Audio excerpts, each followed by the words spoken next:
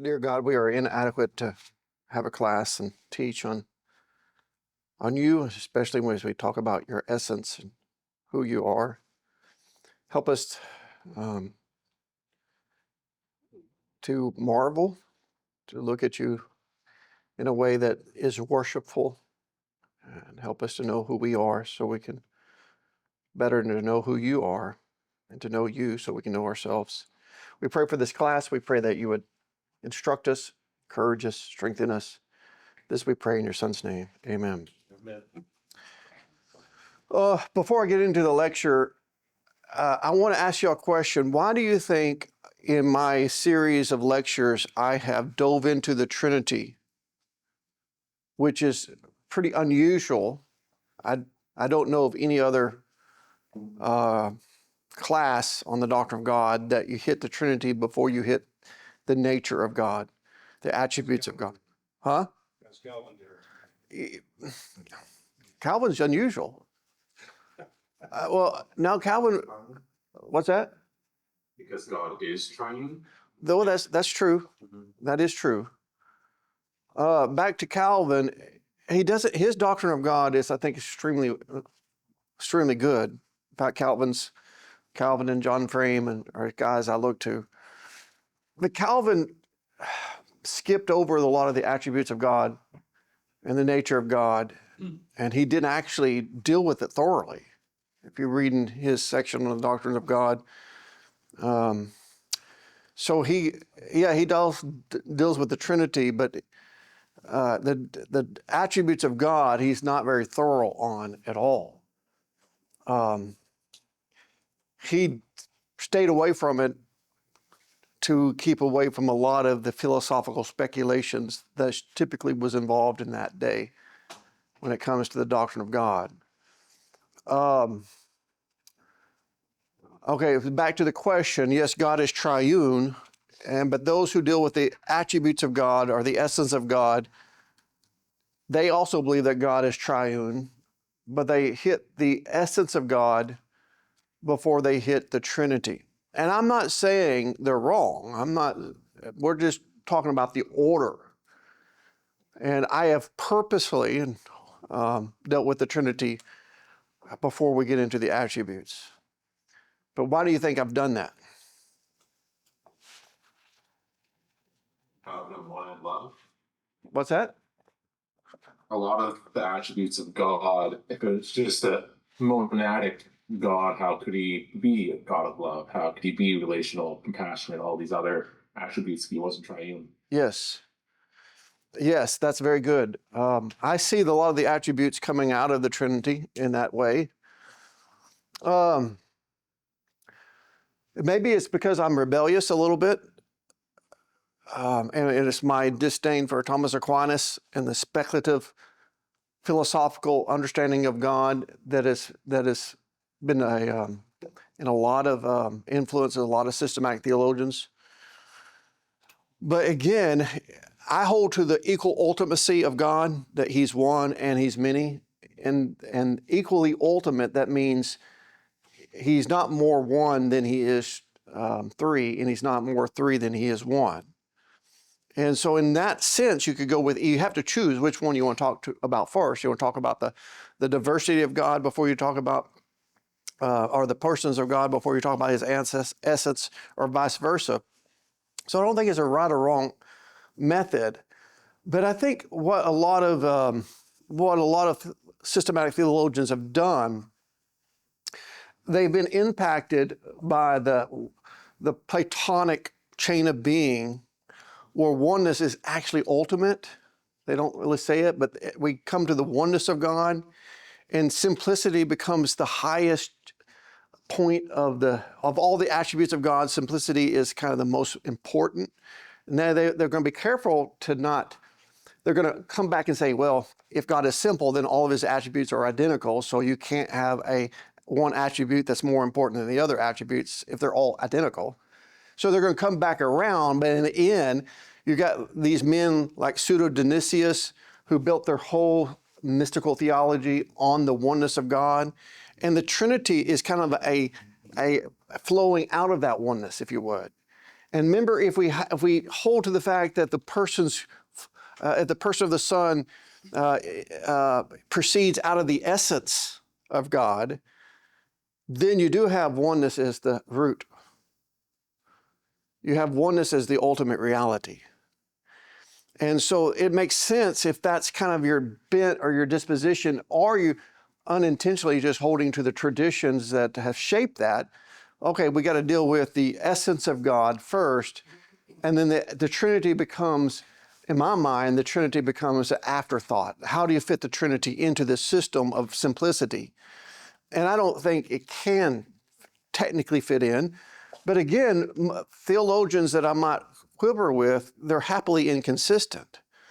I'm happily inconsistent. I just don't know where my inconsistencies are. I know where I have some tensions, the black hole of the Trinity. I know there's tension there, and I chalk that up to mystery, and I know I'm not smart enough to figure that out. So I got mysteries that I've retained in my theology, but I don't want to be blatantly inconsistent. And so this, and also we built this class off the knowledge of God. How do we know God? And I don't think we can know God outside the Trinity. That God, if God was in Trinity, he wouldn't be a revelatory God. Without a revelatory God, you don't have communication from the outside of the cosmos coming to us. And so without that, we would be left in the darkness. So I begin the class looking at how we know God. That brought us into the Trinity. And now I'm coming out of the Trinity, my topics of the Trinity, and getting into the essence of God, the nature of God. And so I've ordered that on purpose. And so I didn't just haphazardly put my lectures in some random order. They're, in my mind, they're flowing out of the way I think. So we come to the question of what is God's essence? And the biblical verse that you want to go to, in fact, everyone goes to it when we're talking about the name of God, who is God. If you had to reduce God down to his essential core being, who is God? One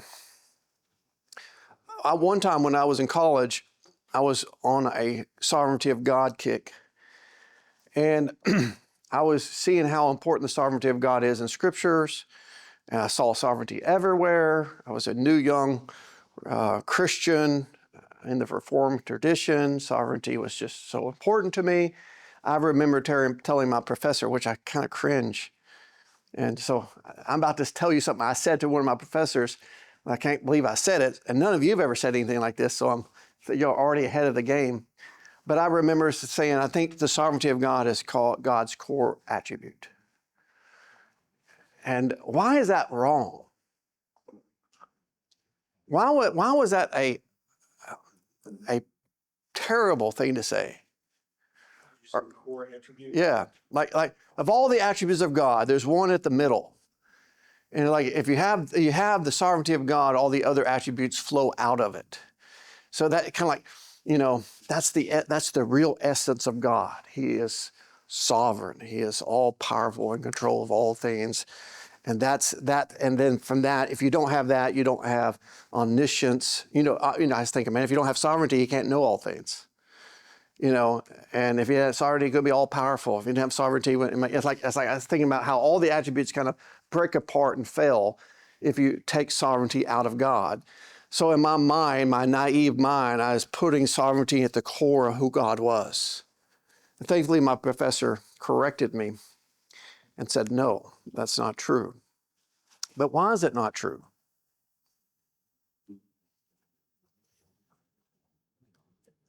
Yeah. Just like God is not all love or mostly love, and just a little bit righteous indignation or what have you.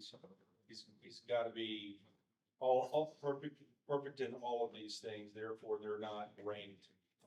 Yeah. I think you're hitting it. Yeah, that's exactly right. And so in this lecture, Lord willing, I'm going to get to you're hitting the nail on the head there, but we're going to explain why you can't take any single attribute. Like some would say God is love. The Bible says God is love. So some say, okay, love is the heart of all the very nature of God. At the end, his wrath comes out of his love. His justice comes out of his love. His goodness comes out of his love. I've seen some theologians put goodness at the heart of God, and love comes out of the goodness. And then you just think about how wrath, jealousy, kindness, patience, long-suffering, all these other things flow out of that goodness. And so it's not jealousy or wrath that's at the middle of God. Wrath is a byproduct of something more important to God. And so wrath is not the heart, but wrath comes out of that goodness. So it's either goodness or love. And you see theologians trying to fight to put something at the core of God. There's something at the core of his essence. And that's who God is when you strip him down of all the unnecessary things. At the heart, what you can't strip out of God is love or goodness or sovereignty or power or knowledge, or you name whatever the average you like the best. People tend to put that at the core, at the middle. And I'm going to try to unravel that there's not a attribute that you can put in the middle of God. Dr. Johnson? Yeah. Back to your first question, that I was wanting to ask you that question. I was thinking about asking you that question in this class, and you answered. But it seemed to me, just looking back at the last several weeks, we presupposed a lot of things as we were talking about the Trinity and the various pagan philosophies and all, because we were talking about eternality, aseity, we were talking about, sovereignty and Yeah. and all those things. And I was wondering, they were sort of assumed Yeah. and not defined. And so I was wondering when we were going to. That's the next several weeks. Yeah. You can't talk about, it's kind of like, you can't talk about the things we talked about without talking about these attributes, but we haven't really gotten to them. So I'm taking it at this level that you have a basic knowledge of some of these things. But we'll go into it, try to define these things more clearly. So yeah, that's a good observation. Well, Exodus 30:14, this is that famous verse. God said to Moses, I am who I am. And he said, say to this people of Israel, I am has sent me to you. So who should I tell, who should I tell sent me? Like, what's your name? And Yahweh, Yahweh, the name of God, which some have translated as Jehovah, which we understand is Yahweh, or I am. I am. I am who I am. What a statement. And this is getting to a biblical concept of who God is as God is defining himself. He did not say, the God of love sent you, or the all-loving one sent you, or the great sovereign one sent you, or he kind of come down to say, I am. And what does that mean? Well, we're going to have to kind of flesh that out. What is the I am? I am who I am. And I'll tell you this, no one can say that besides God. No one is able to say it in the way that God said it. But as we think about trying to define God, and that's ultimately what we're trying to do when we're talking about the essence of God, and that's what tonight's lecture is on, the essence of God. And that's trying to put a definition. The essence is the definition. It's like, who is God, or what is God? Let's define God. Let's put a definition to God. That's hard to do. And part of it is because there's plurality of names, and we could go through the names. I was looking this up today. It's like some people suggest there's over 900 names in the Bible to God. That's a lot of names. But I think that's a stretch. I think there's 900 is probably, I was going through some of that, like, man, I think they're stretching it. But at that point, they're looking at every analogy. I am the door, I am, I'm the good shepherd. So, and not that we can't learn from God from these things. But typically people say there's between 10 and 15 names. Even that's going to be depending on who you ask. So the names of God is going to help us define who God is. But if you'll notice, most of the names are related to God's lordship over the creation. And so part of the problem of trying to define God is we're trying to define God as if God is in himself ad intra, not necessarily how God's relating to creation. In most of the scriptures, I would say 75, and this is just my own guesstimation, 75% of scriptures is probably 85 to 90% of scriptures is learning who God is as God's related to the universe. And so such names as creator is a proper definition of who God is. He's the creator.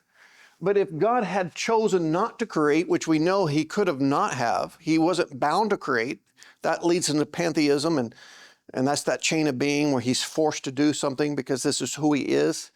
So being a creator is not a necessary operation in God. But if you look at most of the names of God and the attributes of God as they are revealed in scriptures, it's something about him being a provider or a savior or a sustainer or a present help. And so the Hebrew Bible is emphasizing God's creative lordship. This is John Frame in his lordship series on systematic theology, is that this is how God is conveying himself, revealing himself. And so we're understanding God in his relationship with us as creatures. And so that's a proper way of knowing God is he's the father of creation. He's the creator of creation. He's the provider, sustainer. He's the governor. He's the sovereign king. He's the Lord. All these things define who God is as he's above us. But when we think about who God is in and of himself, it brings difficulty to us. And so what happens in systematic theologians, in all your systematic theology, you're going to have tension. It's like, here's the great tension between God's transcendence and God's imminence. Now, let me define these words because people use these words all the time generically, and I'm going to put in the way I'm using them, and I think they have multiple usages.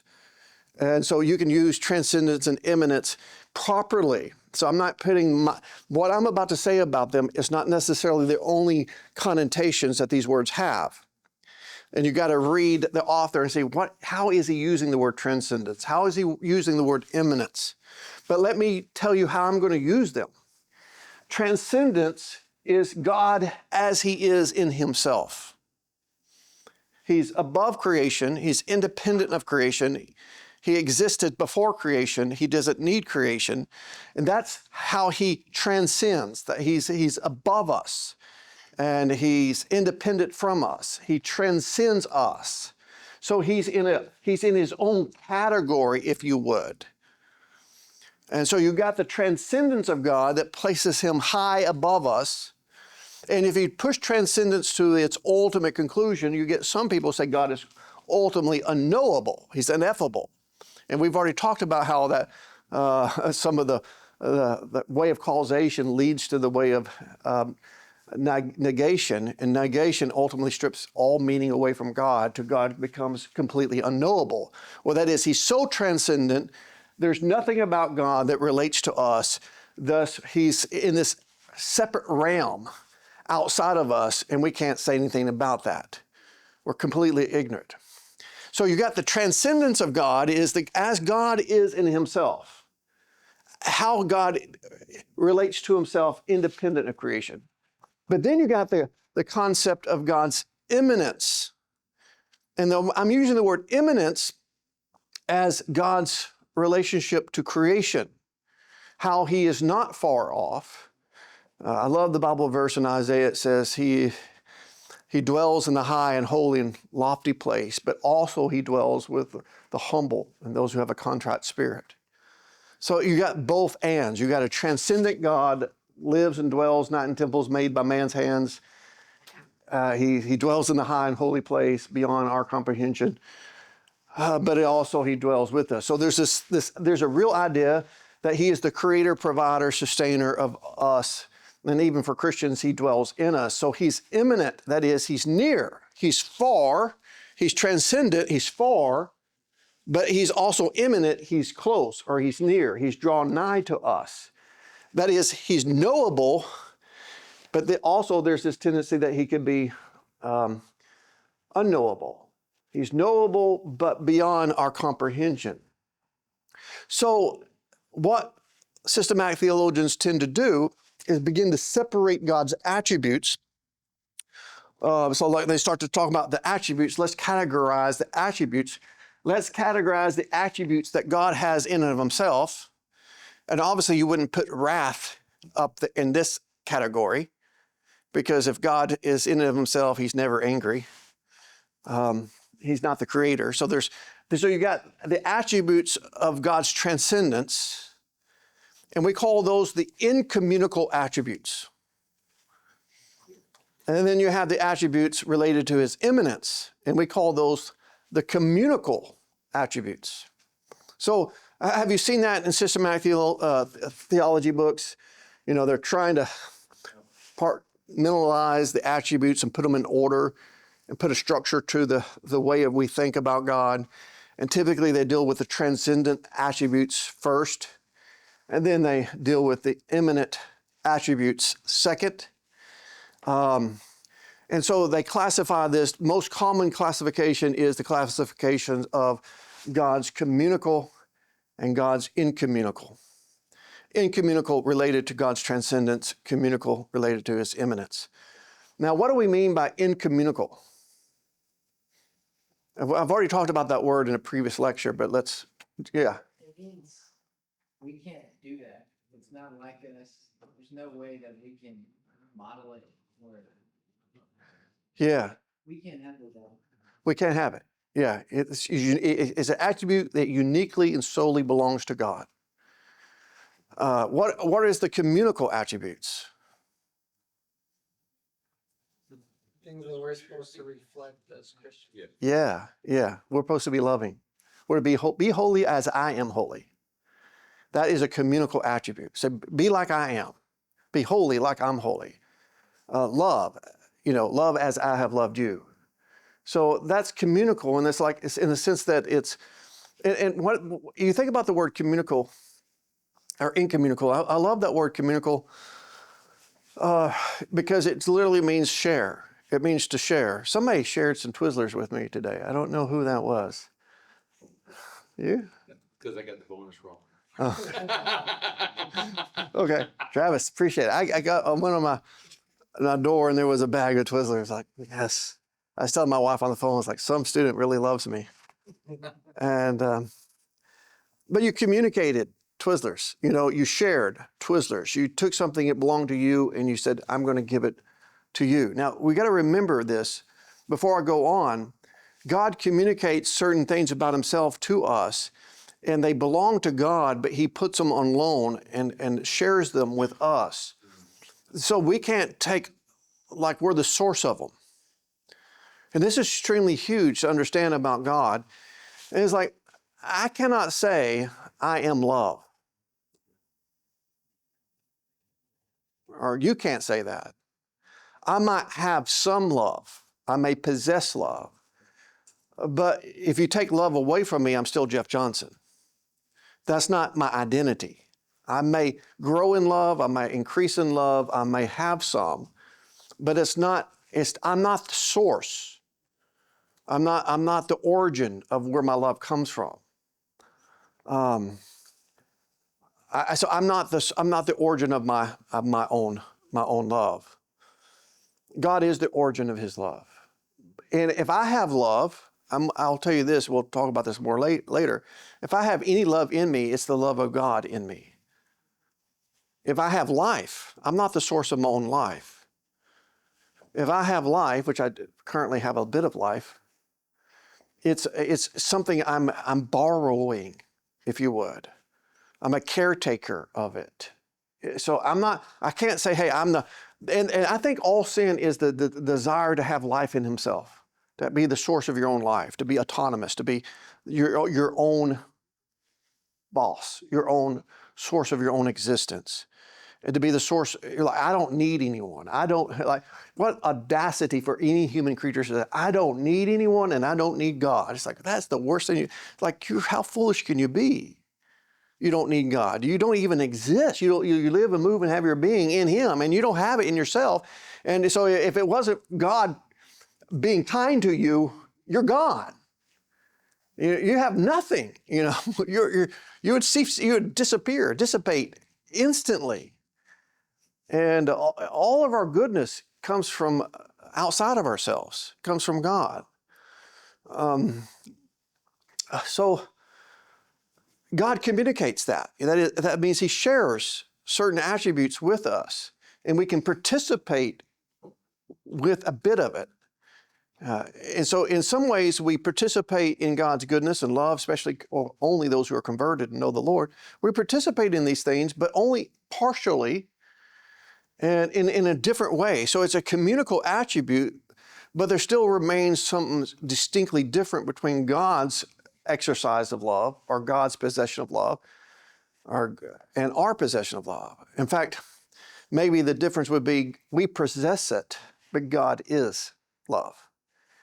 And so there's a categorical distinction between even the communicable attributes. Yeah.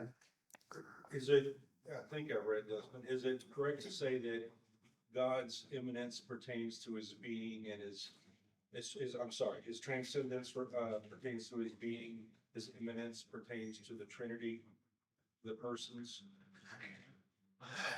Yeah, I think so.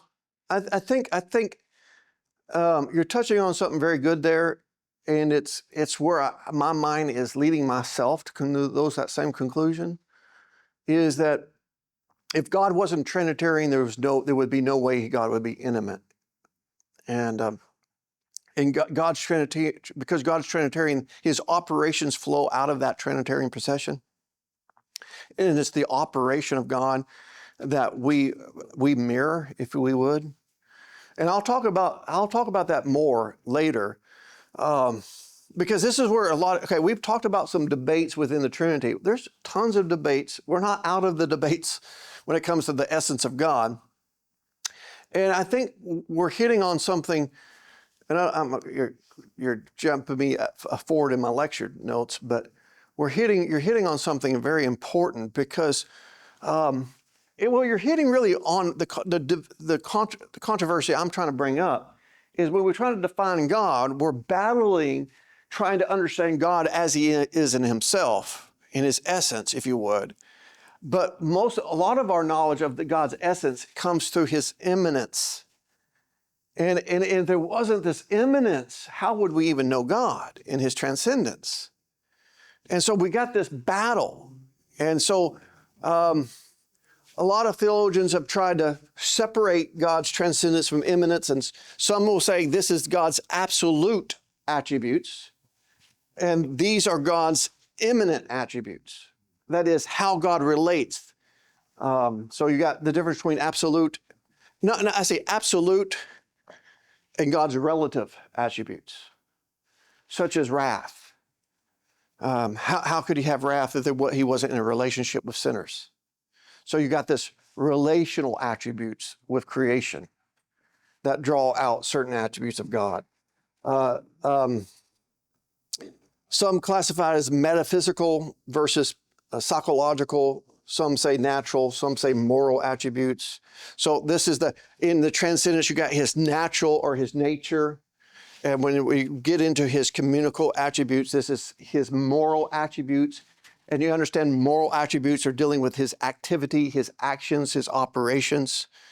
And so we're trying to figure out God and make these distinctions in our mind. But here's a problem with God's communicable and incommunicable categories, the categories of separating God's attributes to these two divisions.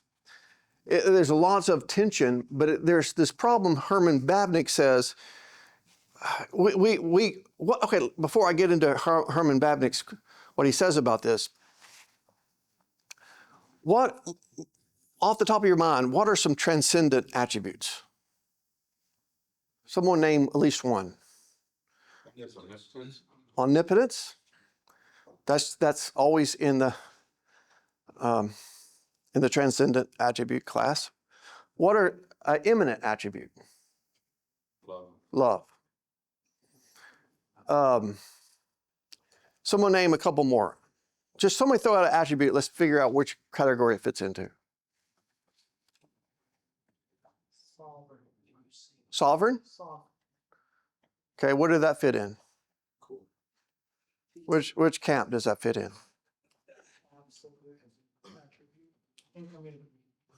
Okay. Someone name another attribute.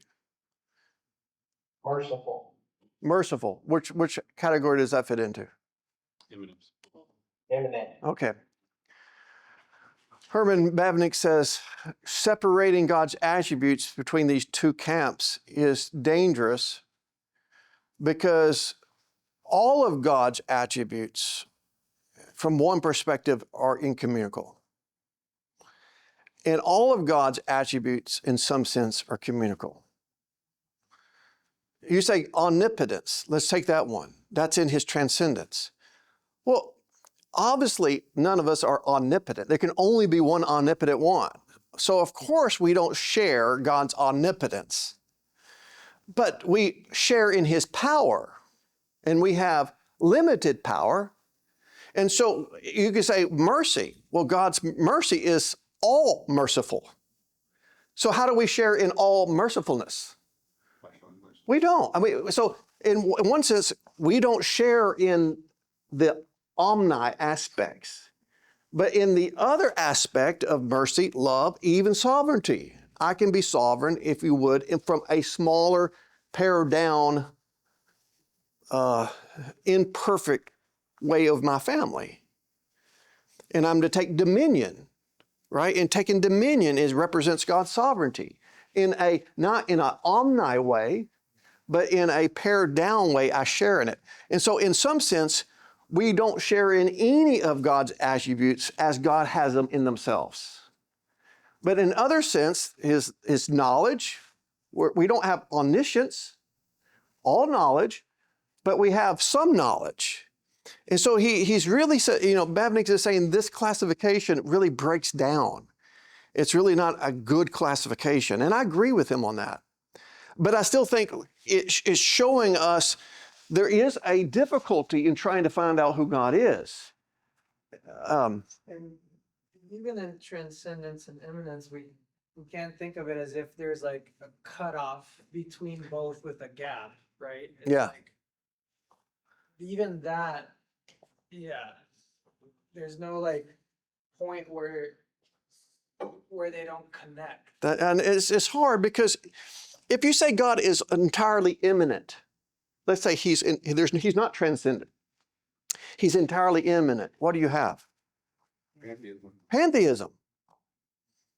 God is in all and all things are God. He's so immanent, you can't distinguish God from me. I'm part of God. So you can't have an entirely immanent God. But if you have an entirely transcendent God, what do you have?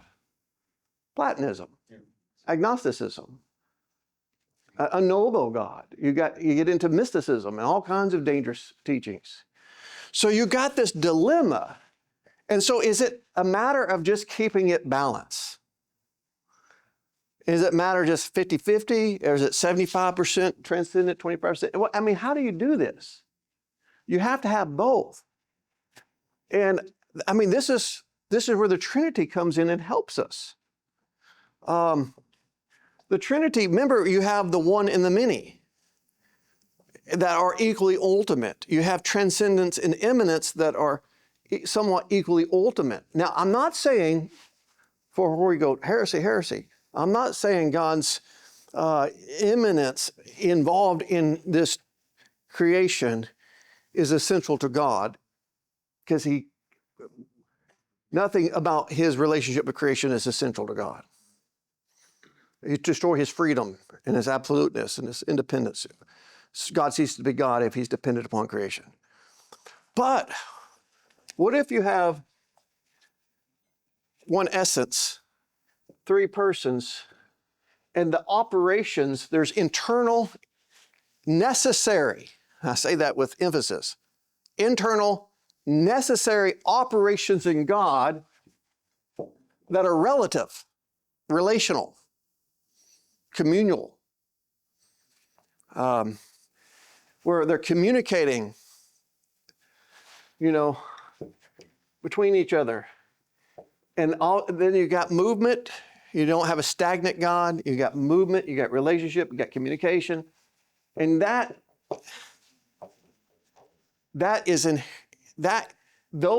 part of God is what is revealed in his imminence. And there's still this part of God in his essence that is, I say, all say. It's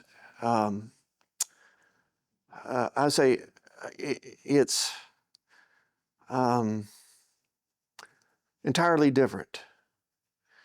And the best I can come up with, and now you can keep thinking through this. This is why, I haven't arrived to all this truth yet. Haven't hit the bottom of everything I want to learn. Hopefully in 10 years, if I'm still teaching this class, I've got more understanding of some of the things I'm trying to say today. But so I want you to go further than me. I want you to keep thinking in these ways. And, but I do think if I was going to classify a distinction between God's transcendent attributes with God's immanent attributes, I would separate it from God's aseity. God's aseity is the one thing that we don't share in at all, or is communicated to us.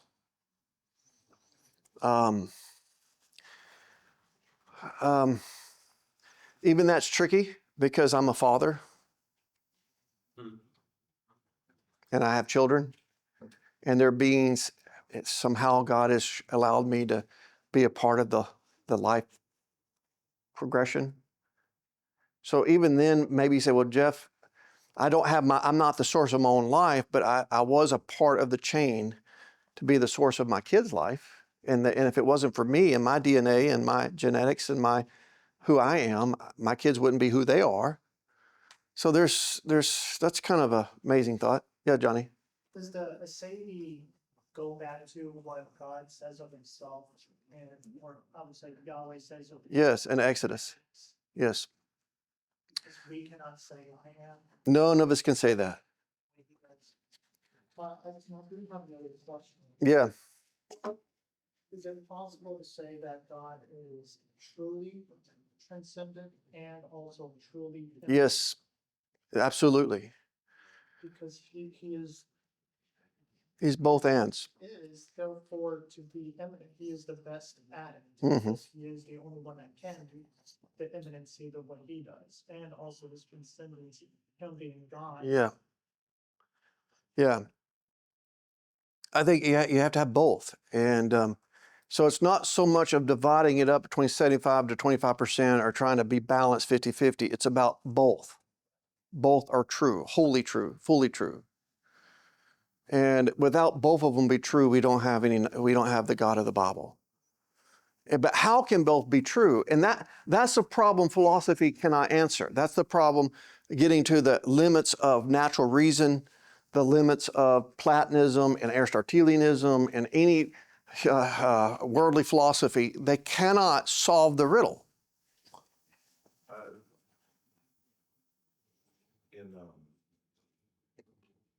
Is it necessary for God to always be expressing an attribute in order for it to be true? In other words, there's the difficulty of like the Trinity stalls of the emotion and love. Yeah.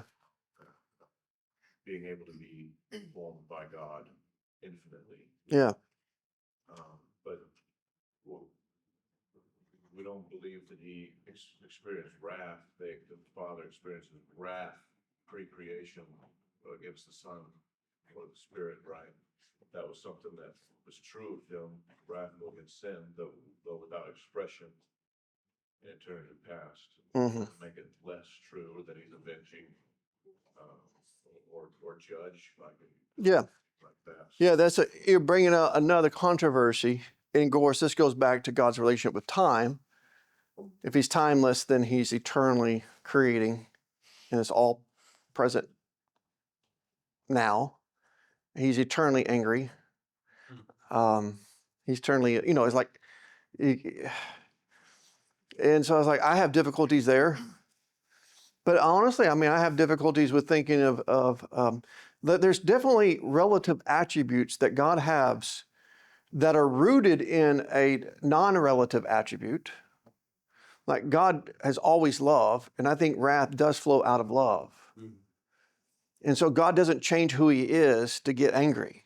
It's because he remains true to who he is that he gets angry. God always loves the Son, and love always protects the Son.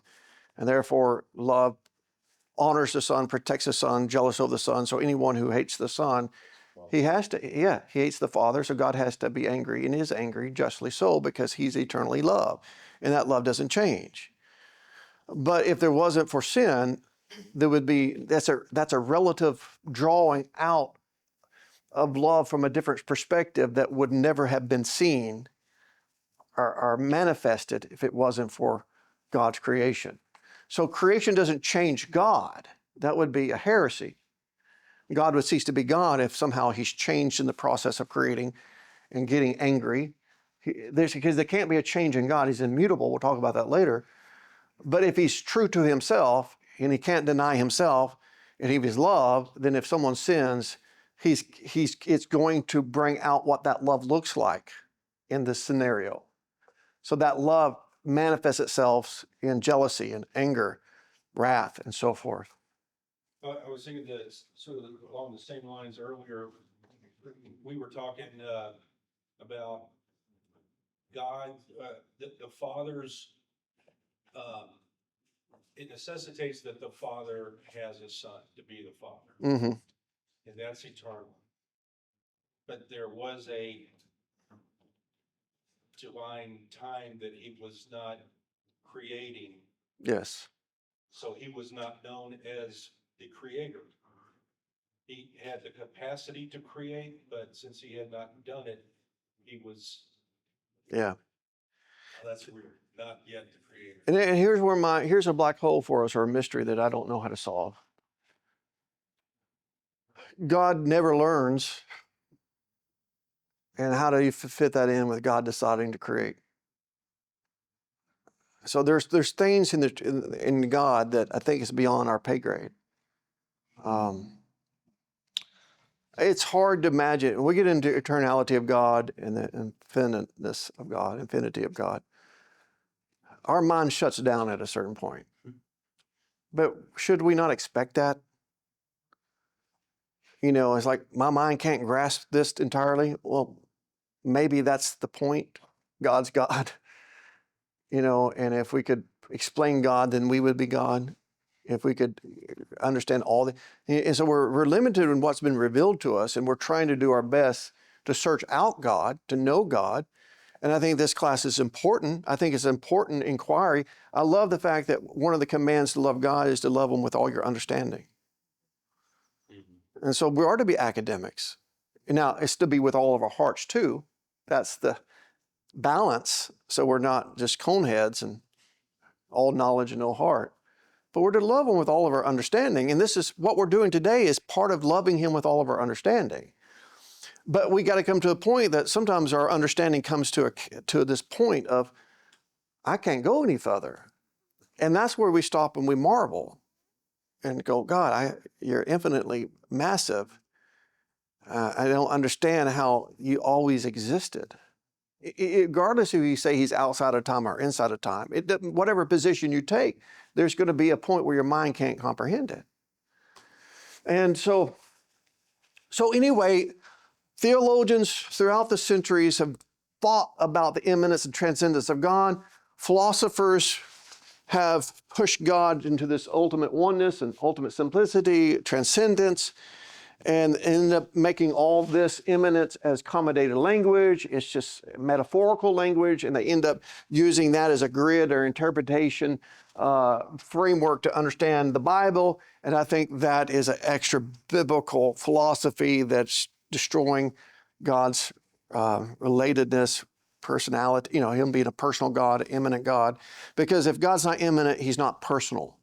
He's not relatable. And we need him to be relatable. And we all know, I mean, that's one of the things we're all born with, is that God's a personal God, and he's going to hold me accountable for my sins. And I have a conscience that condemns me, and I'm scared of not of a transcendent God that I'll never meet. I'm scared of a personal God that I will have to have a conversation with. You know, and so that, yeah. Is there a sense in which the persons are immanent to one another? That's absolutely. So the transcendence is the oneness, and That's exactly right. the mutability is the. That's that doctrine of perichoresis, where the Father dwells in the Son dwells in the Father. They interpenetrate one another. They're communicating with one another. They're sharing with one another. They're not hogging, you know, their knowledge. They're not. I mean, they're immanent to the highest degree. This is that mystery of the Trinity. I think both of y'all who've hit it on that. I think that's why the Trinity is essential when we come to the attributes of God. And I hear people say the simplicity, you got to help simplicity. They end up making simplicity kind of the truth to unlock God. I'm going to talk about simplicity as a very essential attribute of God. I'm going to uphold simplicity because, man, if you destroy that, man, God ceases to be God. But you don't do that at the expense of God's immanence and God's relatability and God's, you know, being personal. Travis. You think that they're the guys that are making simplicity the main thing, that they're making the same error that you made to your professor about God's sovereignty? Would you classify that as the same thing? Now what? Say that again. You brought the example that you mentioned to your professor that sovereignty was. Yeah. That's right. And they were taking Simplicity and putting it at the heart. I think that's part of it. I think, you know, we maybe get into open theism in this class. I hope to kind of get into open theism. I don't know if we do or not, or if we will or not. But anybody know what open theism is and process theology is? Okay, let me give you a quick just thumbnails definition of process theology. And then out of process theology comes open theism. Open theism, 20 years ago, when I was going through seminary, going through college, that was the predominant liberal position, open theism. It's kind of died down. I'm surprised by that and thankful for it. But so today, the prominent thing is going to the apathetic, immutable God that's immobile. And I think it's a reactionary to process theology and open theism. Well, basically, it's again, you got this transcendence, imminence. And so these modern theologians, liberal theologians, begin to look at this hyper simplicity, immobility of God. And they said, this is not the God of the Hebrew Bible. This is not the God of the New Testament. You have a very relatable God that's interacting. He's creating, he's sustaining, he's loving, he's responding. And that is their framework. And so they're going, okay, so they're taking the immanence of God and placing it above the transcendence and basically eliminating the transcendence of God, or the simplicity of God, and denying simplicity and immutability. And the relatability or the immanence of God becomes the paradigm in which they understand the scriptures. And so they do that. And if that's the case, process theology is, okay, process, remember, you got immobility and apathetic. That's a God who's just stuck. I mean, he doesn't relate. He doesn't even know. Aristotle's God doesn't even know us, because that would be a change from knowing to not knowing. You know, so he's just stuck. It's like, hey, that's not a God we want to worship. It doesn't seem personal. That's a philosophical conjecture. That's the byproduct of the cosmological argument. Let's get rid of that God. And so we have a God who's relatable. and a God who's relatable is entirely like us, then he's smarter, he's wiser, he's bigger, he's better, but he is not immobile. He's always moving. He's in development. He's in process. That's where process gets the word. Process is he's not pure actuality. He's pure potentiality. And that's Aristotelian language, that he's not stuck, but he's learning. He's waiting to see what you do, to learn what you're going to do, and he's the master chess player. He's going to win, but he's going to do it after he sees what you do. Then he's going to do this, you do this, and he's going to be a master chess player, but he doesn't know the future, because how could he if he's going to be a relatable being? So, yes. That sounds like William Lane Craig. Exactly. Well, you got modalism comes out of, you got process theology. That's the big umbrella of liberal theologians. Modern liberalism, process theology. It comes from, it comes out of pagan philosophy that's rejecting classical philosophy. And so open theists are Christians. Process theology is not necessarily those who identify as Christians, but they're trying to explain God through a different paradigm than classical theism.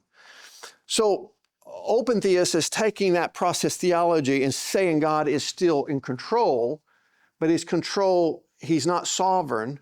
There's no decrees or election. It's denying the sovereignty of God, and that's the only way he can be responsive. That's the only way he can relate.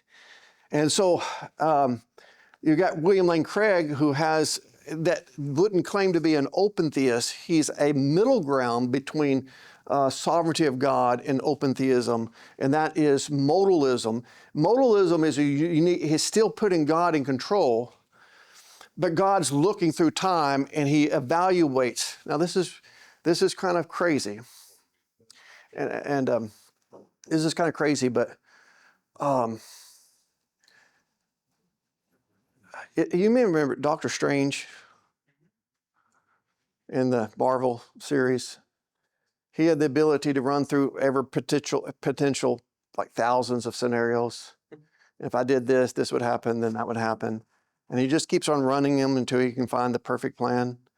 So he's determining what plan he wants, but because he knows exactly every contingency. And so God has done that. And so in one way, he's sovereign over every detail. This is William Lane Craig. He's sovereign over every detail because he's ran every potential scenario there could possibly be, and he's chosen the one that you do that is fitting in his sovereign plan. So you have perfect freedom, and God runs through all the contingencies and then is done that. I mean, just think of there's innumerable contingencies over this, but God is, great enough to run through them all. And then he can do it all in a flash, if you would, and say, okay, here's my perfect plan. I perfectly planned this. It's going to go exactly like I planned. Everybody has free will. That's modalism. It's not the same as open theism. Open theism, God is doing it in time. Open theism is God's waiting. God already has a plan that's already pre-recorded based upon middle knowledge, right? Seeing the contingencies of all creatures. Open theism is God's adjusting his plans as time moves on. And this puts God in the same relationship with time as we are. And I think he's Lord of time, but I don't think he's subject to time. But process theology and open theism is the opposite era of this hyper-transcendence God of Plato and Aristotle. Does that make sense? But it goes back to kind of trying to balance how to understand God's attributes, the tension between God inside of himself and God's as he relates to creation. Let's take a break. And by the way, I want y'all to know it's an hour in, and you got good questions, and I like the questions, so keep them up. But because of the questions, I only did 2 pages of notes. And I have 16 pages. So let's take a 5-minute break. But now let's get back to like the lecture here. All I've done to this point is give you my introduction to the lecture. And the lecture is on the essence of God. And what do we mean by essence? Let's define that first. What do I mean by essence? Someone give me, what do you think I mean by essence? The essential being of a. Yeah. Yeah, the essential being. What's the essential core? What's the essential being? What makes a person, what makes a thing what it is? That if you took it away, it's no longer what it is? Yeah, I think you're right. The essence of God is God.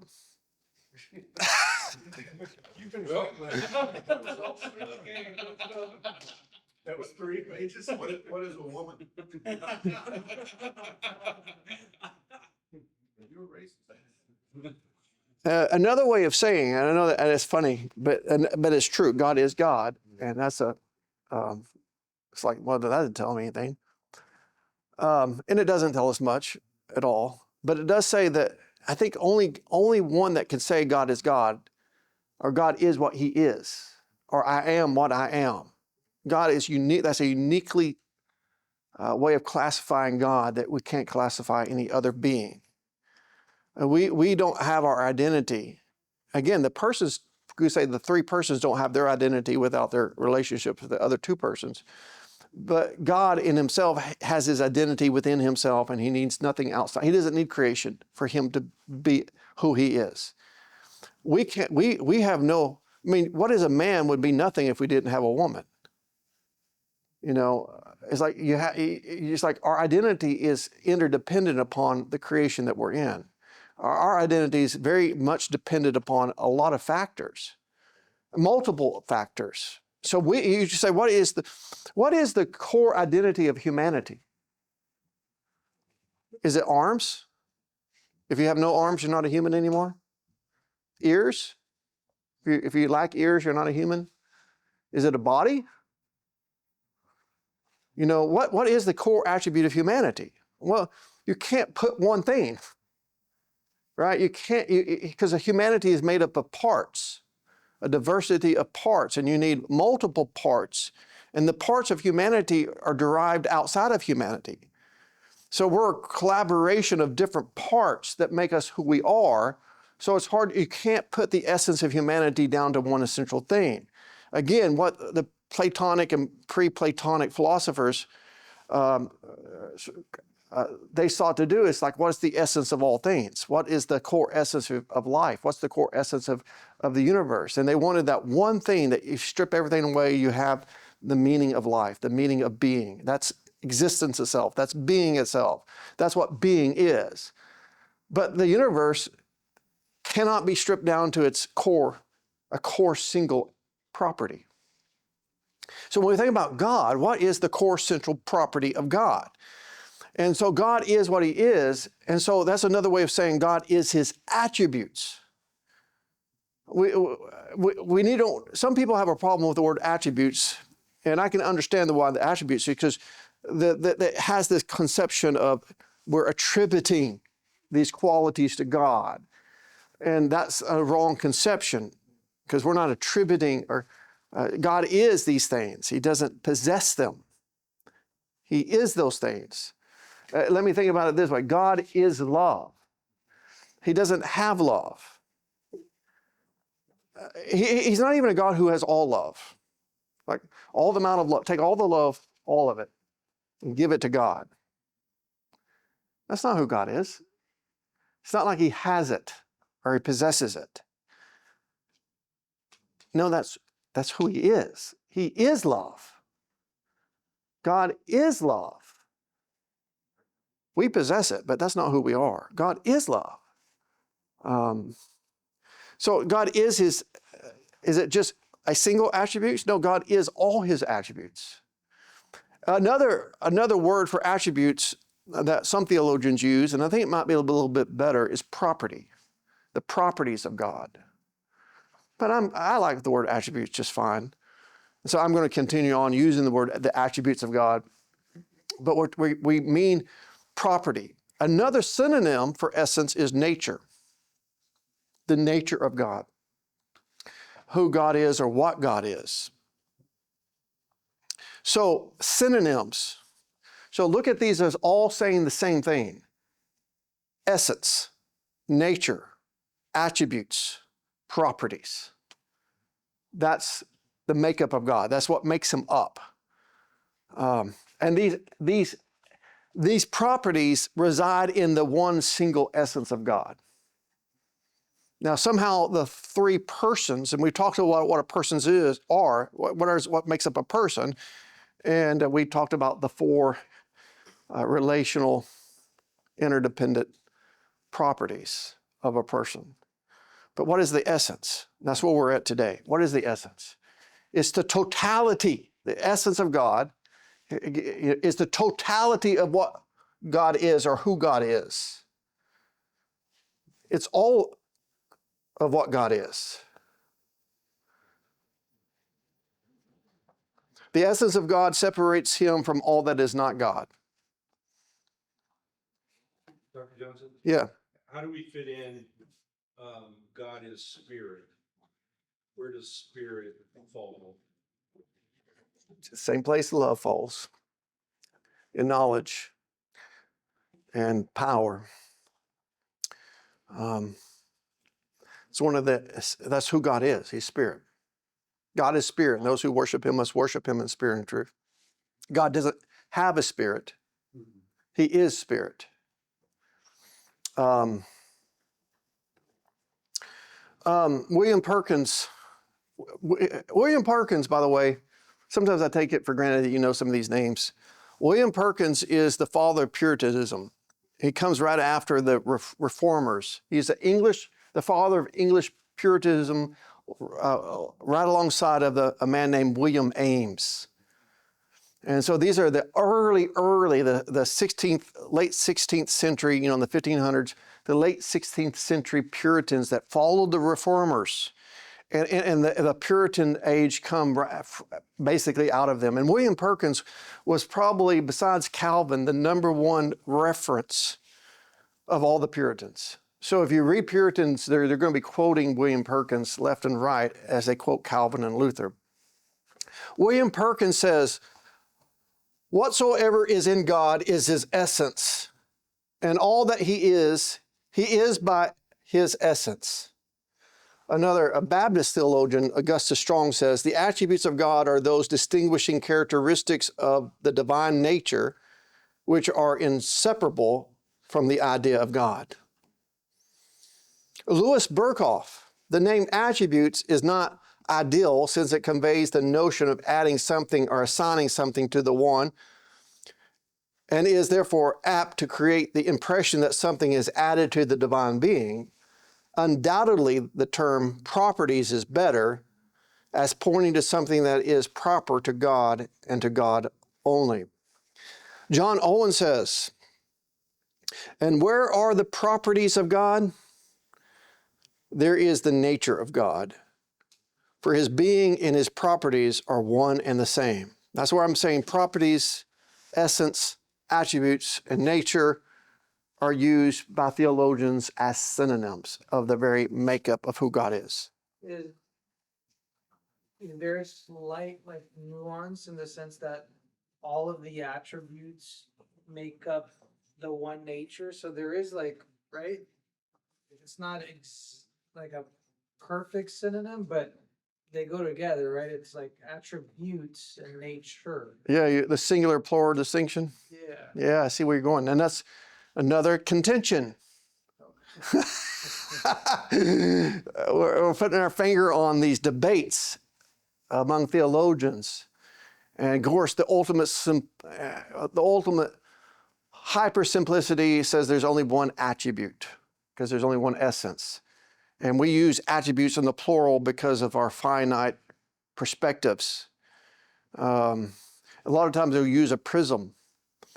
The light, there's one light, but there's various angles in which that one light reflects the colors of the rainbow. So is there multiple colors or is there just a single color? Well, it's a prism. And so there's only one attribute in God, but we're seeing that attribute from different from Cambridge change, if you would, depending on how we look at God, we see him differently. So in God, as he sees himself, he's got one simple essence. He is that simple essence. God's wrath, love is identical to God in every respect of the word. But we see that through a prism of distinctions and attributes as properties in the plural. But actually, there's only one attribute, and that's typically they root it down to simplicity. But even simplicity, they say, yeah, that doesn't describe who God is. He's unknowable. Again, I've already talked about that. If all of God's attributes are identical in the same sense, in the same way, in every respect of the word, then all of a sudden God's unknowable. Words don't mean anything. You know, wrath means nothing. Well, what is it? We don't know. But that's you're hitting on the head. And I'm going to try to get to us if we have time. If not today, next Monday. How does the attributes plural function into the single essence of God? I'm going to try to answer that. And as we especially as we go on, look at the aseity of God. So what I want to do the rest of tonight's lecture is try to prove through scriptures, Exodus, I am what I am, is the main theological or exegetical proof of this. But I want to prove, we can say through scriptures or the names of God or the name of God, Yahweh, but through some logical reasons why God is his essence. Again, that's uniquely could only be said of God. God is who he is. God is his essence. First proof is because of God's aseity. The aseity of God. Okay, let me give you a definition. The aseity of God is the self-existence of his being. The self-existence, God's self-existence. Aseity comes from the Latin word all, like all millennialism. All. It's just the letter A if you're writing it down. A. And the word se, which is self. So the Latin phrase is ase. Remember frog horn, leghorn? The chicken? That chicken? Yeah. Ase. Well, he was a theologian. But ase, or the English rendition of ase is aseity, is the property by which a being exists of and from itself. The self-existence.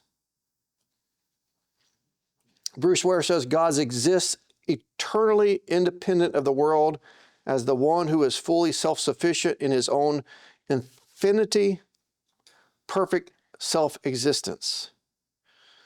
And so it's a hard concept to think of a being that is completely exists from within himself.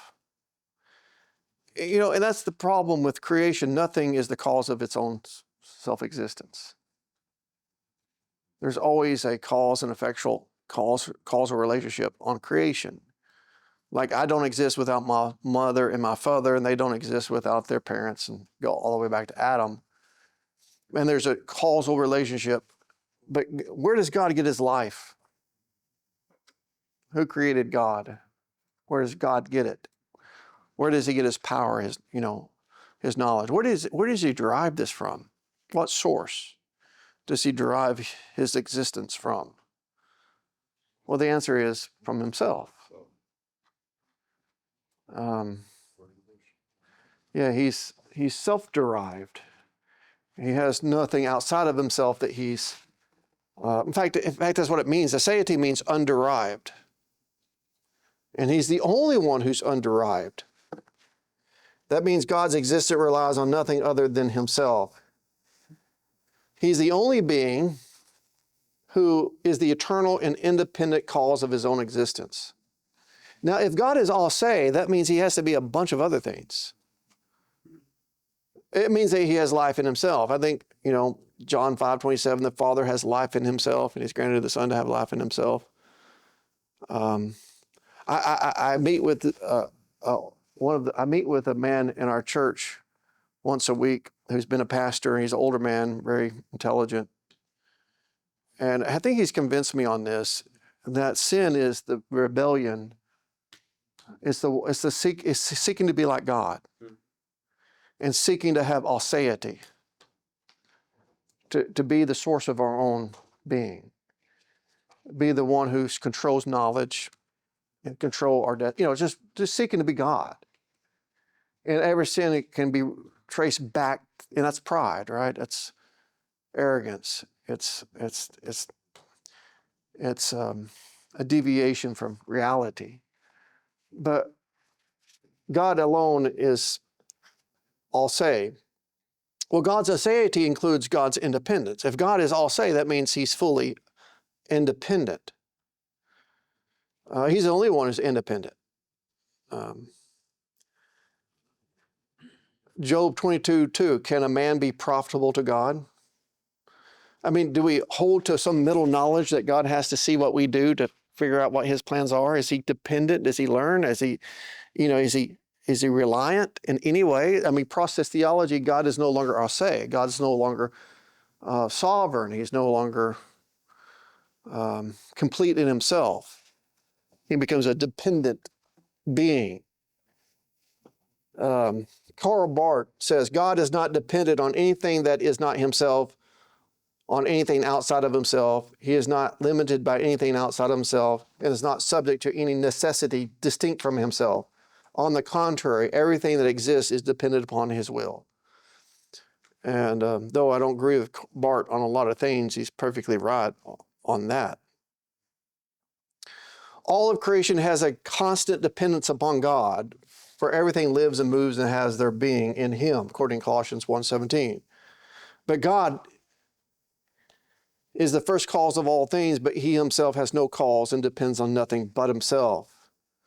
Colossians 1:16, for by him all things were created in heaven and earth, visible and invisible, whether thrones or dominions or rulers or authorities, all things were created through him and for him. He is before all things, and in him all things hold together. I mean, that teaches us the independence and the aseity of God. All things that are not God depend upon God. And he created all things. All things depend upon him, but that means he depends on nothing but himself. Acts 17:24, the God who made the world and everything in it, being Lord of heaven and earth, does not live in temples made by man, nor is he served by human hands as though he needed anything, since he himself gives to all mankind life, breath, and everything. I mean, what a place to stop and worship God. Love God with all your understanding. Then, as you comprehend God's independence and aseity, now worship him and love him with your hearts. To think that, what can I give God? What can I give God that he doesn't have? What can I give God that he hasn't already given me? When I was young, I asked Dad for $10. I asked my dad for $10 so I can get him a birthday present. I said, hey, I want to buy you a birthday present. And he goes, oh, do you? I go, yeah. I said, can I have some money? He gives me $10 to get him something. $10 bill. I know, back then. I mean, this is before Biden. Yeah, that was a lot of money back then. So I take my $10 to Walmart and I buy him something for $2 or $3 and I spent the rest on myself. And my dad was happy with the gift. That's how it works.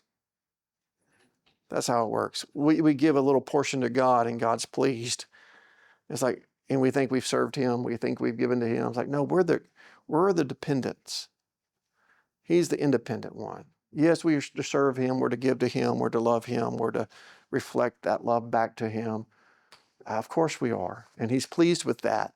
But being pleased with what we do is a matter of condescension. He has to condescend to be pleased with our service. And it's an amazing thing. Romans 11:34, for who has known the mind of the Lord, or who has been his counselor, or who has given a gift to him that he might be repaid? For from him and through him and to him are all things. I mean, this is the beauty of the doctrine of the aseity of God, the independence of God. Another synonym for independence is the absoluteness of God. What does it mean to say God is absolute? We say absolute predestination, absolute sovereignty. Absolute, what does that mean? The word absolute. Total. Yeah, complete, total. He's totally self-sufficient. Or let's say, if he had 99% of all the love in the world, or he was 99%, but he would still be incomplete. But he has all love. That means he doesn't need love outside of himself. If he has complete power, that's going back to this omni stuff, omniscience, all powerful, all knowing, so forth. To put it negatively, he has no lack. That's exactly right. There's no lack. Perfect. He's a perfect being in and of himself. Within himself, he's perfect. This is called, people call it the perfect being theology, which is absolutely true. Herman Babnik says, absolute is the same as not depending upon anything else. So he's saying basically, what does it mean to be absolute? It means to be independent, self-sufficient. Another way of saying it is the completeness of God. God is perfect and self-sufficient, Acts 17. He is complete and perfect in his thoughts, Romans 11:34. Complete and perfect in his will, Ephesians 1:5. He's complete and perfect in his power, Psalms 115:3. So, you're talking about absolute powerful. And I know y'all know this. This is going back, treating you like grade schools, and you're not. But when you teach your kids, it's easy for kids to go, here's God, and this is open theism. He's big, the devil's small, and we're small, and the devil's bigger than us, which is true. God's bigger than the devil, but devil has some power that God doesn't have. He's got his own being in of himself, and so the devil, he's got some power. Oh, thank God he's bigger and better and stronger and is going to overdo Satan. He's going to be the one who beats up the devil at the end. But that's not the way to view the devil or God. The devil has no power except that which God gives him. If he was the source of his own power, then God wouldn't be omnipotent. God wouldn't be complete and perfect in his power. So God delegates, and by delegating power, he doesn't lose it.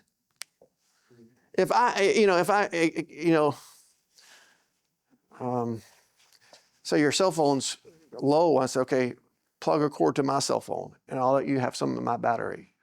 Well, you're going to take some of my charge, and I'm going to be depleted to give you some. Well, God doesn't become depleted in delegation of power. It's an amazing thing to think that when God created the world and out of nothing, he exercised power, but he lost zero.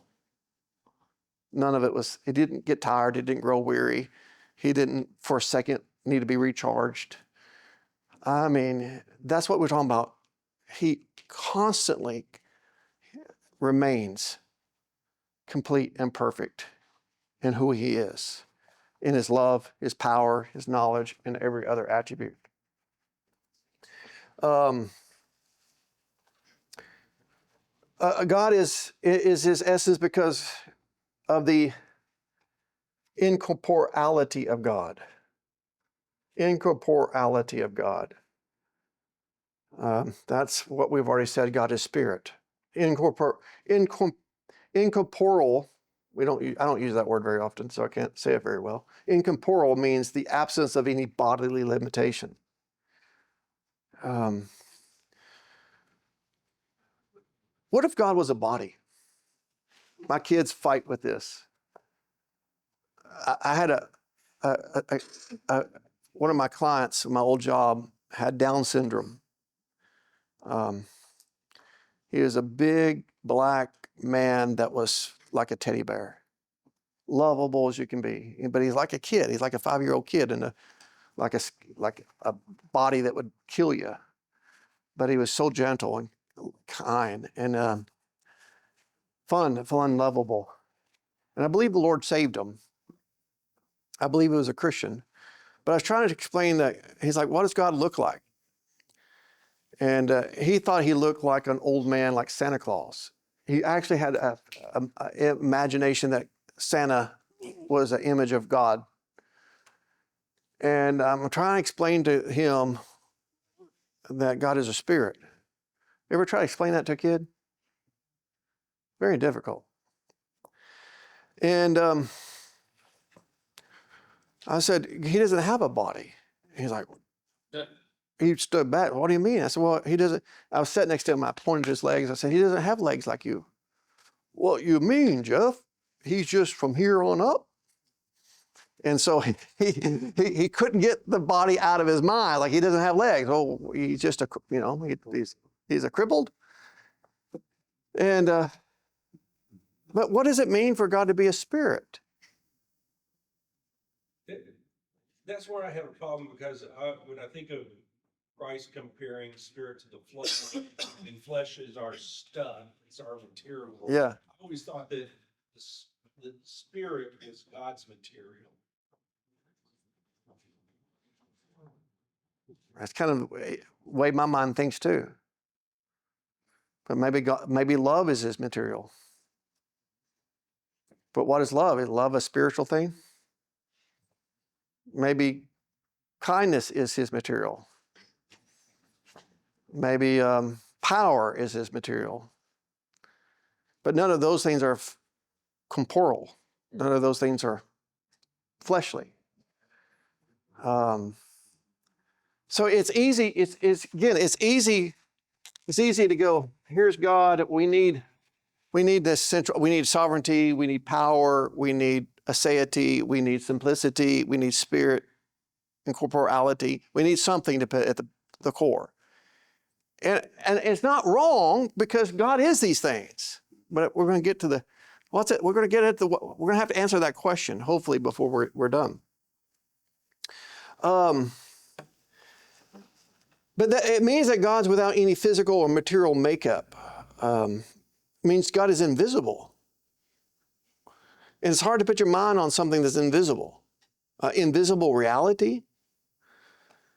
Of course, the Bible, again, I don't think every biblical description of God is anthropomorphic, but here's a place where we can say there are anthropomorphism. God's arm's not too short that he can't save. I mean, obviously, the Bible speaks of him as having eyes and arms and legs, but we know that that's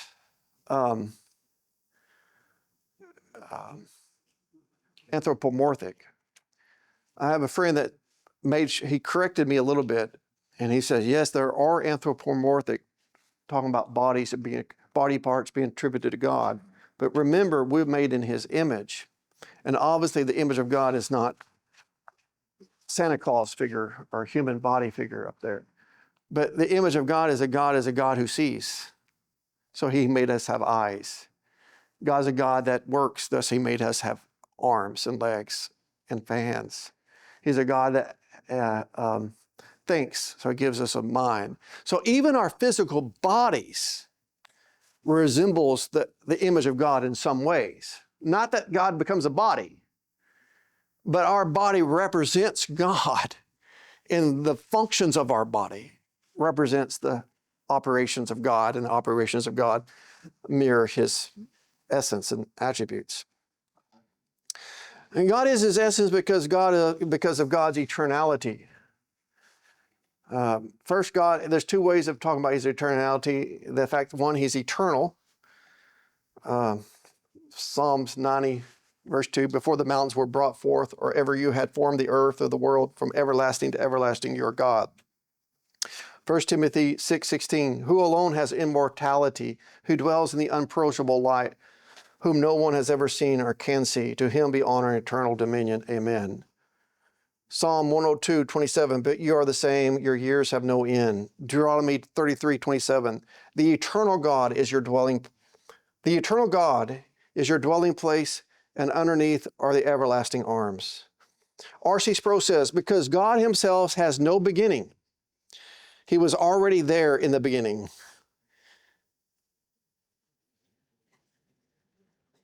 When we affirm that God is eternal, we are saying that he possesses the attributes of aseity, self-existence.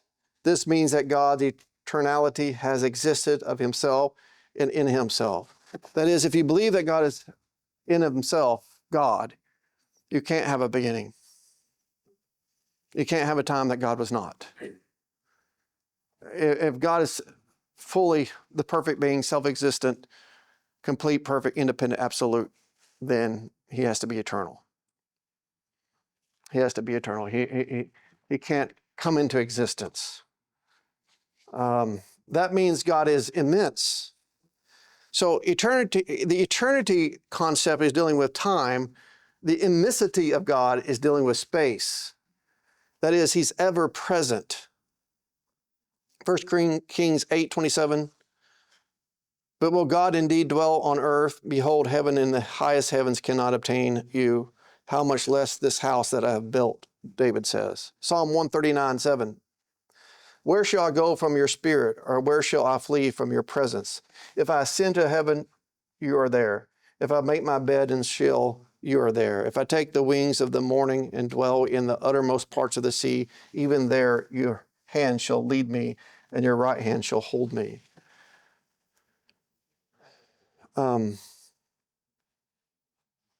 Thomas Watson says, God's center is everywhere. His circumference is nowhere. It's hard to imagine that, isn't it? I like looking at the stars to get a little bit of perspective.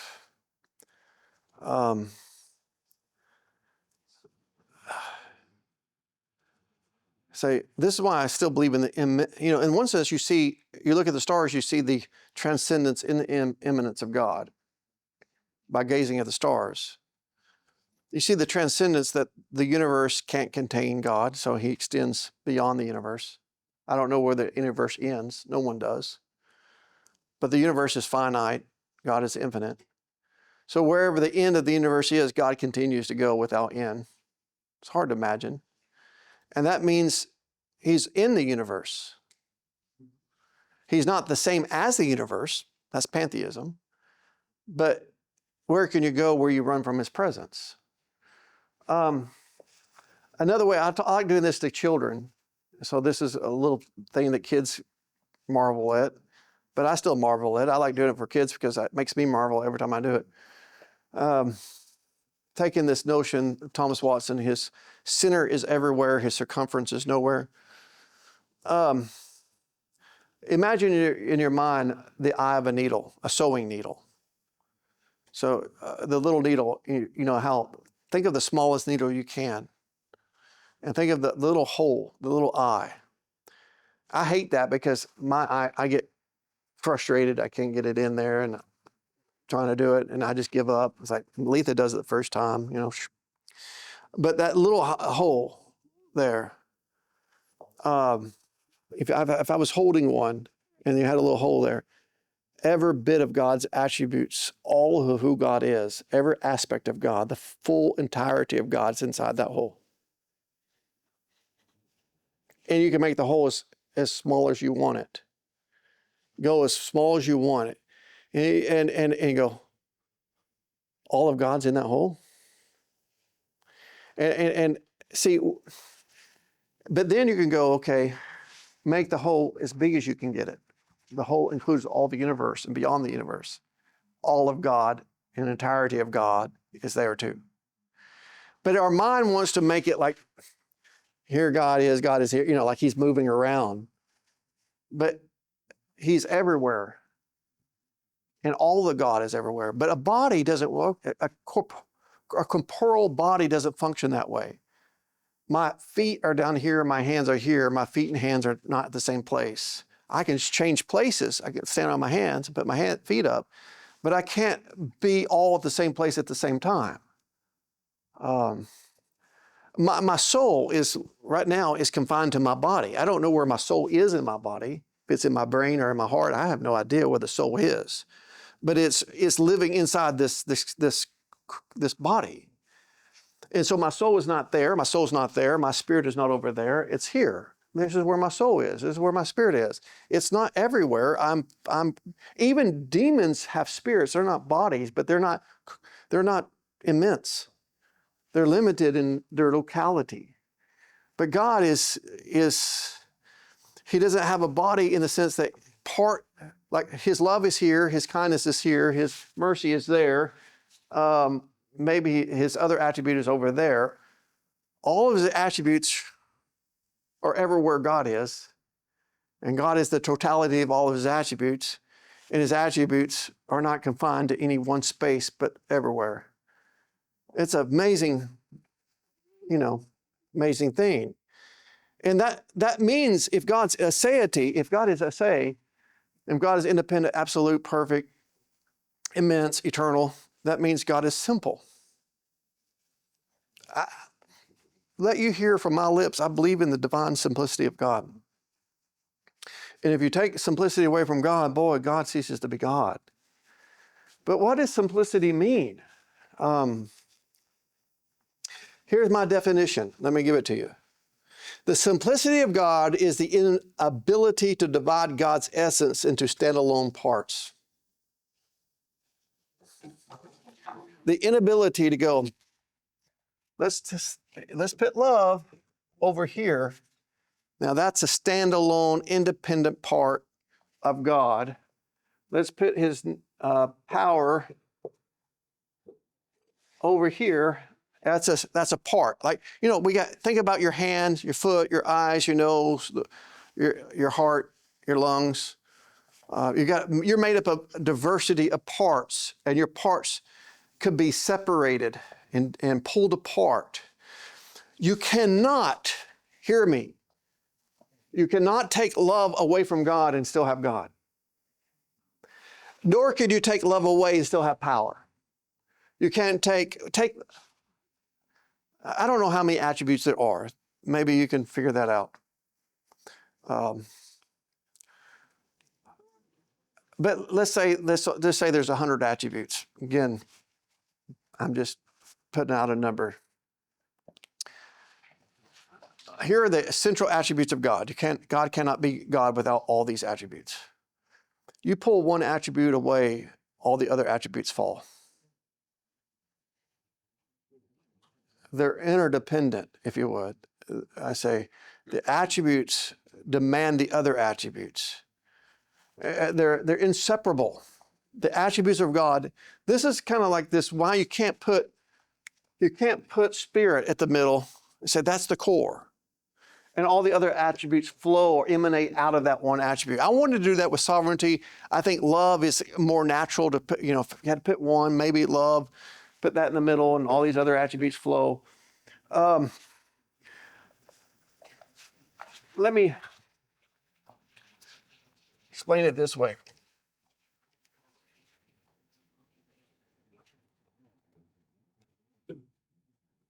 Here's God.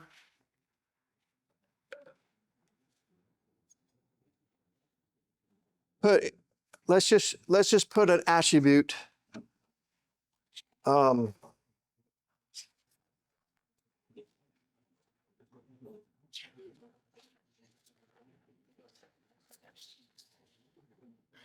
Let's put an attribute there. Let's put love. Let's just choose love. How do you define love? What is love? Well, you say, well, love is self-giving, it's self-sacrifice, it's affectionate. unselfish affection that is motivated to give or something of that nature. So we could try to define love, but when you try to find God's love is all wise. Mhm. That is, if God's love wasn't all wise, then it wouldn't be perfect, complete, perfect love. There'd be something wrong with the love of God if it was ignorant or missing something in the wisdom issue. So how do you have perfect love without perfect knowledge? It's impossible. So how do you have perfect love without perfect power or all power? Love is a power in itself. What love gives, it's an exercise of sacrifice. Well, that demands power. So you can't really separate power from love. Well, God's love is infinite. God's love is eternal. God's love is just. God's love is good. God's love is holy. God's love is merciful. God's love, just name it. That's how you define love. And so here you take love and say, okay, let's take love out of the middle and for the second, put love back over here and put knowledge here. Let's put knowledge in the middle. Well, here, knowledge can be defined as loving. It can just, all of a sudden, all the attributes that we have, the 100 attributes you have, all define God's knowledge in the same way they define God. Let me say that again. All the attributes define all the other attributes in the same way they define God. Because this is not something God has, this is something God is. Does that make sense? If you can grasp that, and I know it sounds simple, it's like, I think I understand, but if you can grasp that, you're ahead of the game. It took me a long time to come to that. It took me probably 10 years of where the light bulb hit me on that. It's like, and John Frame is the one who helped me on that, to be honest, to contribute to where that was most helped. It's like the attributes define each other, and it's not like to say it's like, well, that's defining love. God's love is somehow no. If that is who God is, if God is love, then it's appropriate to define Him by the other attributes, or to define each attribute by the other attributes. And so it doesn't matter which attribute we put in the middle, all the other attributes perfectly define it. So you can interchange the attributes in the middle. So I don't think you have one that you put in the middle that stays there. The attributes are interdependent. They define one another. They're inseparable. And this is what I believe about the simplicity of God. That God is love. He doesn't possess it. That's what He is. William Perkins says, He is a simple essence because His nature admits to no manner of composition or manner of form or parts. So simplicity says God is not made up of interdependent parts. If He was, then you could take that part away from God and God would depend upon something that's non-God. Let's say we can take knowledge or love or any of the attributes and pull it outside of God and say, okay, this stands alone and it has its own self-aseity. It exists independent of God. And that's why you don't make time or space something that's outside of God, or God's bound within that. That's why you don't go to this process theology that this time and space is just these realities that exist independent of God, and we're both underneath that. Because you can't take something outside of God and say, okay, that's a part, it can exist outside of God. Then that means God, to have it, to possess it, He would depend on something other than Himself. And He would cease to be independent and all saved. This brings us to the oneness of God, the unity of God in the oneness of all His attributes. God cannot be made up of non-divine parts.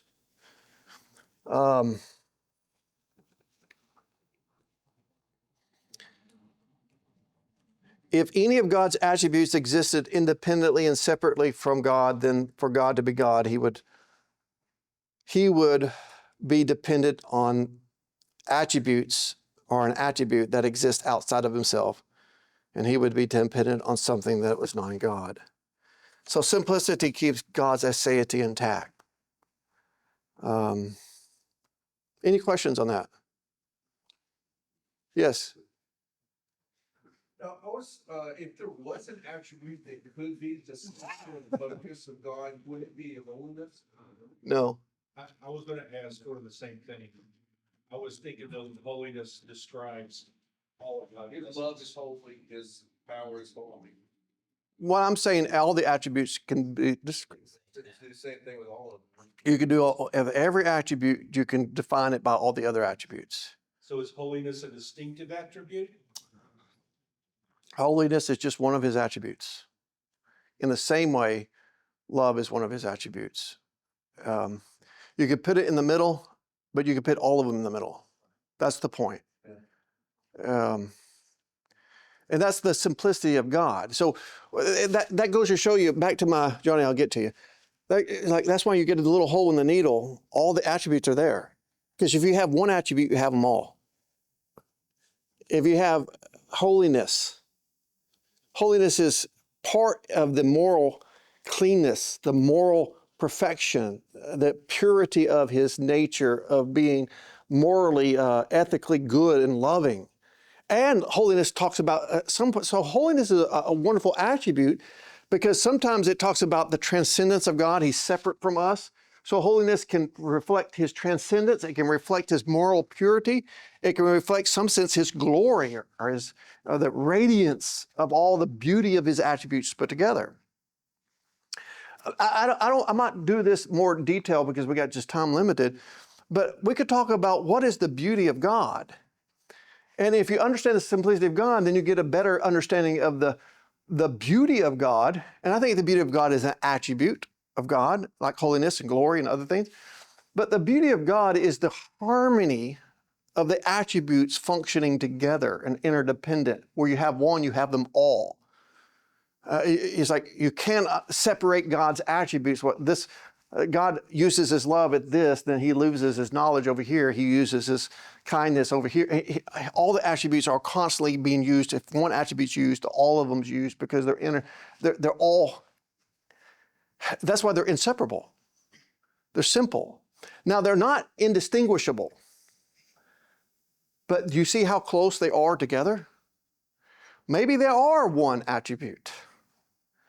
But they can be differentiated, not just in our minds. I think they can be, and we'll get into this next week. So I'm getting very close to say all the attributes of God are kind of a single attribute. And we can't take all that attributes in one glance, so we have to differentiate them and look at this and look at this one, look at this one. But I think that's part of the beauty of God. I taught this in Sunday school at our church a couple of weeks back. But I gave the illustration. I mean, I used the piano as an illustration. Beauty is not in the eye of the beholder, unless we say God is the beholder. But if you take God out of the equation, beauty and art is not relative. I mean, I think that's beautiful, but it doesn't take much skill, right? I wasn't skillful. It wasn't a depiction of skill. So that's really not that beautiful of a painting or a picture. I can beat on this and it be something unpleasant. And something that's unpleasant, you want to turn your eyes away, you want to turn your ears away, you say, stop it, stop it, stop it. Something that's beautiful captivates you, and you want to glaze and stare and be drawn to it. You want to see it, and you want to be pulled to it. God is beautiful when you have eyes to see. We can't help but gaze upon his beauty and be drawn and seek him and come after his beauty. But what is beauty? It's not a single note. It's not a single line. It's not a single brushstroke. It's not a single attribute. The beauty of a Lamborghini is looking at the transitions and the portions of the lines and how they work together. You know, if you take the body, the female body, I won't use the male body, but I'll use the female body. the female body is beautiful to behold. And it's designed to be beautiful. And so we don't have to, that's God's design for women to be beautiful. But take any body part off of a woman or a man and dissect a female body and put the leg on the table. And I think legs are pretty on women, but not a single leg on a table. I mean, take any body part, even the more sexually attractive body parts, dissect it, put it on a table. It loses its beauty.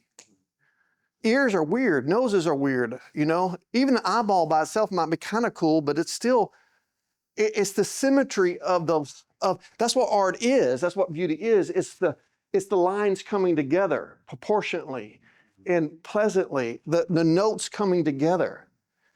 And so here's the beauty of God. It's the attributes of God working together and coming together. And it's like, I think about this, and I love talking about ending a class with a bit of worship, a little bit of, let's not just leave God with our minds, but let's take our hearts into this subject.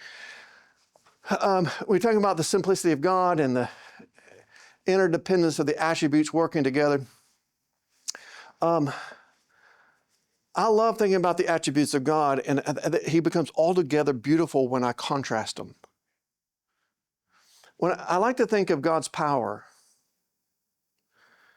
think of a thunderstorm, raw power, or creation out of nothing. Make yourself feel small for a minute. Have you ever been in an earthquake? It'll make you feel small. It just make you feel tiny. Then how must they have felt at Mount Sinai, the mighty power of God? And that's just a limited portion, right? That's not his full power. That's just a little drop.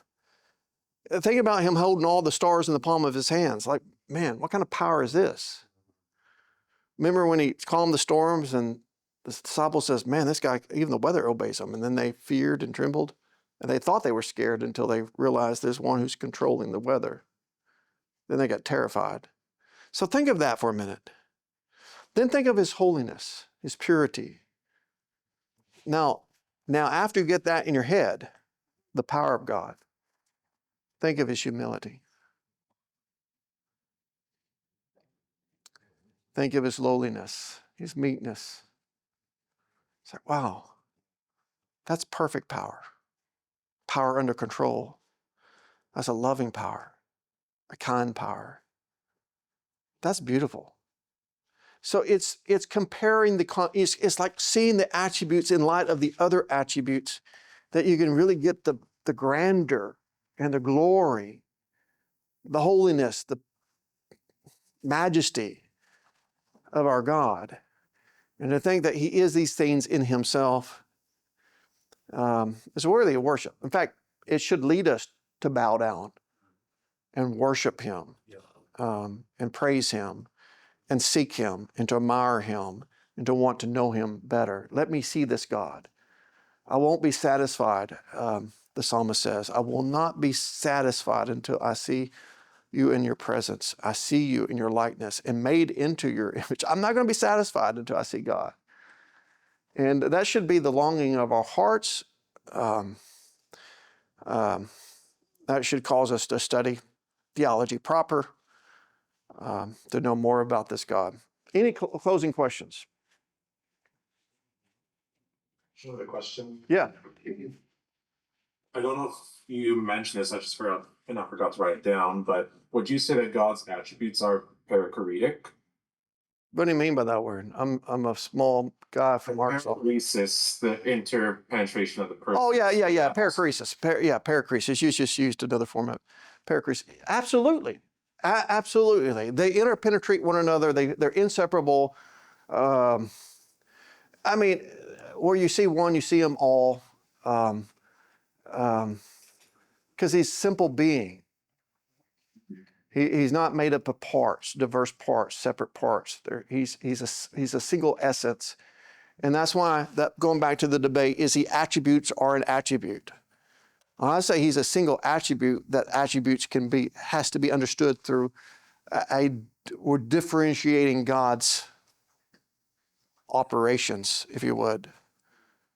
And this single attribute, I'm tipping my hat to next week, that single attribute of that simple who God is, what he's made up, which is a spirit. All these things are spirit, right? His love is a spirit. You know, that's not a tangible thing. His knowledge is spiritual. It's like everything, all those attributes have to be defined as a spiritual being. But it's the diversity of operations that single essence is that single light is broken into that prism. And I believe God is able to differentiate the variety of he's able to differentiate between his love and his wrath. But more on that next week.